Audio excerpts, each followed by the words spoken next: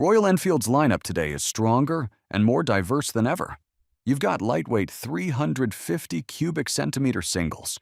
You've got smooth 650 cubic centimeter twins.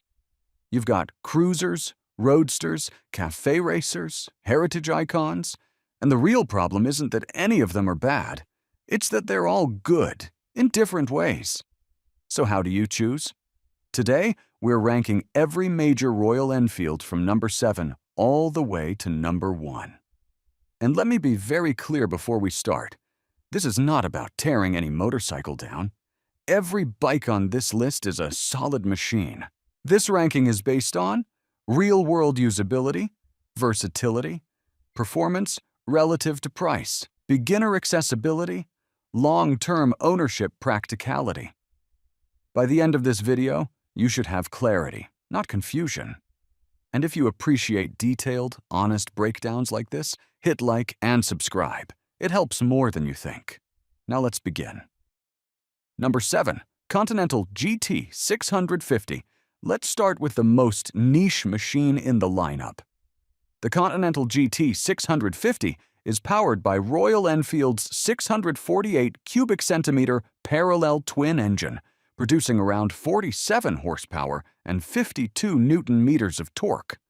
On paper, those numbers don't scream superbike, but on the road, they feel strong, smooth, and usable. This engine is the heart of the 650 lineup, and it's genuinely one of the most refined engines Royal Enfield has ever built. But here's where the GT becomes specific. Clip-on handlebars, rear-set foot pegs, aggressive riding triangle. This bike is built around a cafe racer philosophy. It feels engaging on twisty roads. It rewards spirited riding.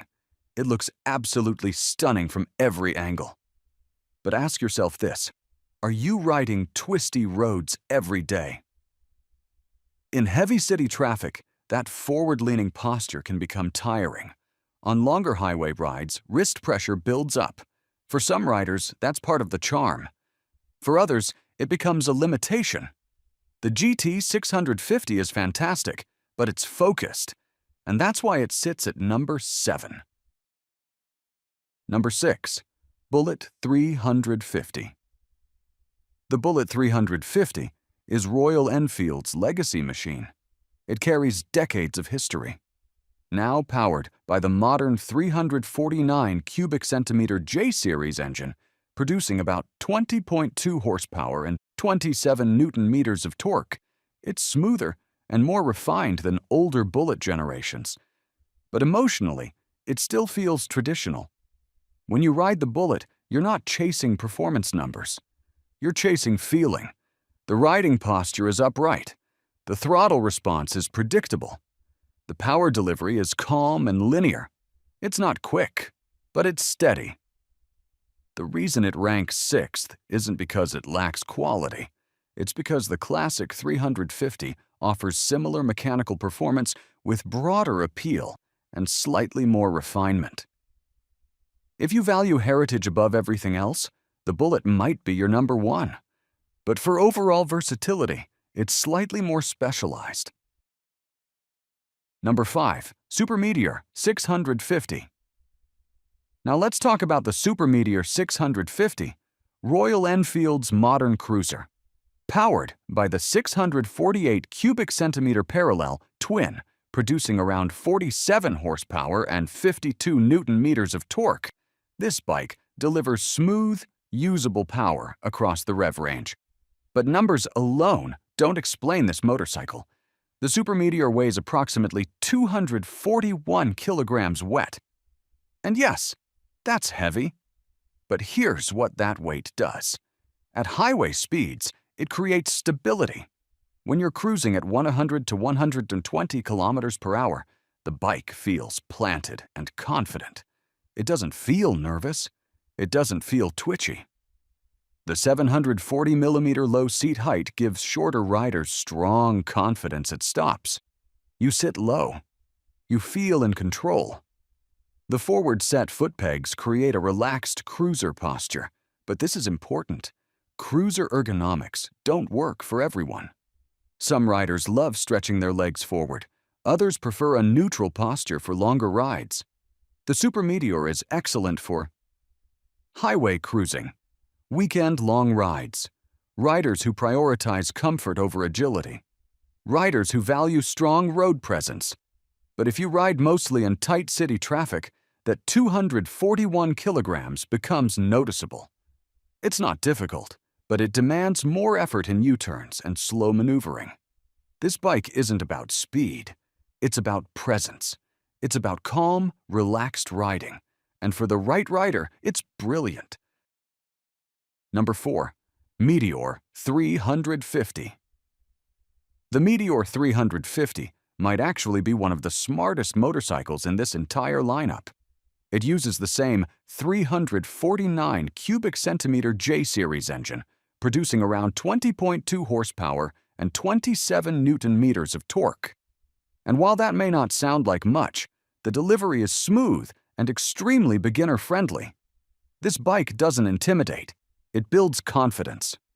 The longer wheelbase improves straight-line stability.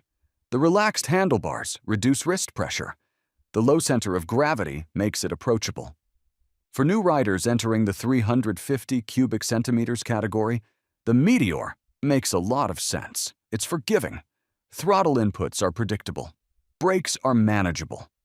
The riding triangle feels natural for longer durations. Where it shines? Daily commuting, relaxed weekend rides, budget-friendly cruiser ownership, riders who prefer comfort over sharp handling. It's not aggressive. It's not trying to be sporty. And that's intentional. The Meteor feels calm, and for many riders, calm equals confidence.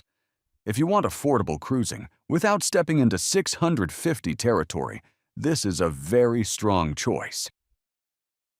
Number 3. Interceptor 650. Now we move into the most performance-focused value option in the lineup. The Interceptor 650 shares the same 648 cubic centimeters parallel twin. 47 horsepower, 52 newton meters torque. But here's what changes the experience. It weighs about 202 kilograms wet. That's nearly 40 kilograms lighter than the Super Meteor. And that difference transforms agility. The Interceptor feels balanced. The neutral riding posture means you're not leaning forward aggressively like the Continental GT. You're not stretched out like the Super Meteor. You're upright, centered, in control. The 13.7-liter fuel tank gives reasonable touring range. On highways, the twin-cylinder engine feels smooth and refined compared to the 350 singles. Overtaking is easier. Acceleration feels stronger. The engine feels more relaxed at higher speeds. But here's the key question. Do you need 47 horsepower? If you ride mostly in city traffic, you may not fully use what this bike offers.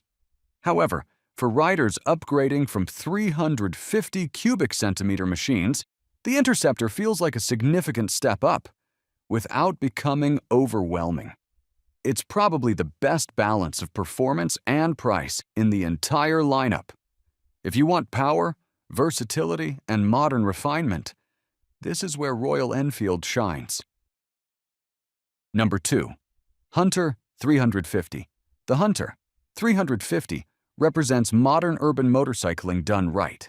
It uses the same 349 cubic centimeter engine as the Classic and Meteor, but at around 181 kilograms, it is noticeably lighter. That lighter weight is not just a number. You feel it every time you turn. The shorter wheelbase and compact geometry give it a responsive, playful character. In traffic, it feels nimble, quick to change direction, easy to filter through tight spaces. For city riders, this is arguably the most practical Royal Enfield available. It's affordable. It's unintimidating. Maintenance costs are lower than the 650s. Insurance is usually cheaper. Fuel consumption is reasonable. It lowers the barrier to entry for motorcycling. This bike makes sense for first-time riders, daily commuters, younger riders, urban-focused lifestyles, riders who want simplicity. It may not have the road presence of the Classic. It may not have the cruising comfort of the Meteor. But it feels modern, accessible, and easy to live with. For many riders, especially in cities, this could absolutely be number one. And that's why it ranks so high. Now we've reached number one. The number one Royal Enfield is the Classic 350. Now let's talk about why. The Classic 350 runs the 349 cubic centimeter J-Series engine, producing around 20.2 horsepower and 27 Newton-meters of torque. On paper, that doesn't sound impressive, but the strength of this engine is not aggression, it's smoothness. The throttle response is predictable. The power delivery is linear. There's no sudden surge. For beginners, that means confidence. For experienced riders, that means ease. Now look at the riding posture. Upright, neutral, comfortable. You're not leaning forward like the Continental GT. You're not stretched out like the Super Meteor. You're not cramped like smaller urban-focused bikes might feel for taller riders. It sits right in the middle. Balanced. That balance is the theme of this motorcycle. City riding? It handles traffic comfortably without feeling bulky. Weekend rides? It feels stable and relaxed at moderate cruising speeds around 90 to 100 kilometers per hour. Beginner rider? It won't intimidate you. Experienced rider? It won't bore you, because it still carries that unmistakable Royal Enfield character. Now think long term. The Classic 350 has some of the strongest resale value in the lineup. Its design is timeless. It doesn't follow trends, it defines them. 10 years from now, the Classic will still look relevant. That matters more than most people realize. This bike doesn't try to be extreme. And because it avoids extremes, it becomes incredibly adaptable. And adaptability is what wins here.